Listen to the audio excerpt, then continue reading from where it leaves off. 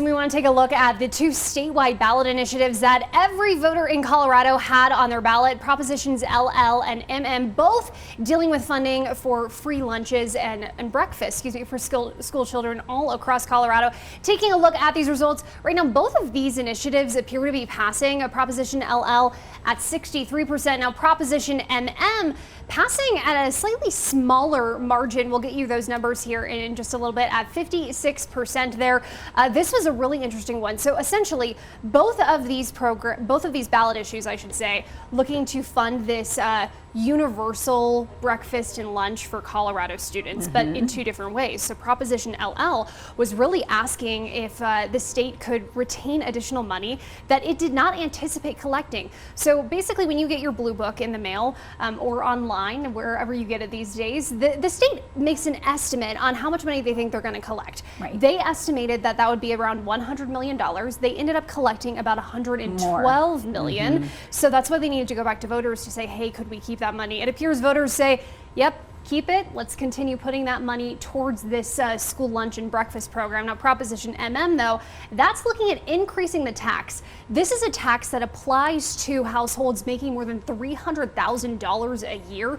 So they will be paying a little bit more into this program to be able to keep breakfast and lunch for all Colorado students. Well, this was something voters initially passed back in 2022, Allison. So how does it compare this time? So voters also did pass it by, I wanted to say it was like a 10% margin. Now, what is interesting, though, is we always love to see what's happening in El Paso and Pueblo County specifically. So in El Paso County, back in 2022, this ballot question passed, but it was a pretty slim margin, like 52%.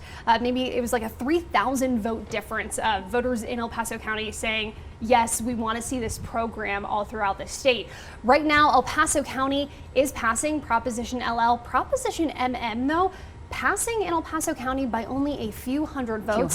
So I'm going to be watching that closely to see if that changes at all. It won't have a big impact because overall, obviously it's based on the statewide results, not countywide. But still interesting to see the local impact for sure, Allison. Well, in Pueblo, voters are deciding whether to keep the strong mayor form of government or switch back to a city manager form of government. In that race right now, voters are overwhelmingly rejecting going back to the city manager form of government. Looks like Mayor Heather Graham is going to keep her job, with 67% saying no, 32% saying yes right now. Yeah, busy night in Pueblo. A lot on the ballot for voters there. They're also deciding whether to increase the city's sales and use tax from 3.7% to 4.7%. Right now, voters overwhelmingly rejecting that, 80% saying no thank you. And in Manitou Springs, voters are deciding whether to increase the city's tax on ticket sales and admissions fees. It's to make up for lost revenue after Colorado Springs legalized recreational marijuana sales. Right now, it looks like voters there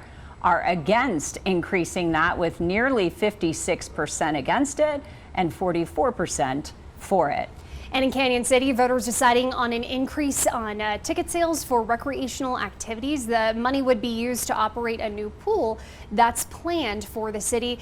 And these are results we're just getting in. 58% of voters rejecting this additional cost. And don't forget, the NBA is on NBC. It continues until midnight here on KOAA. So we'll have the latest for election results, on News 5 at 10. But you're only going to be able to watch that through our website and our streaming platforms. To check out key races across the state, head to our website right now, KOAA.com, or download the free News 5 app.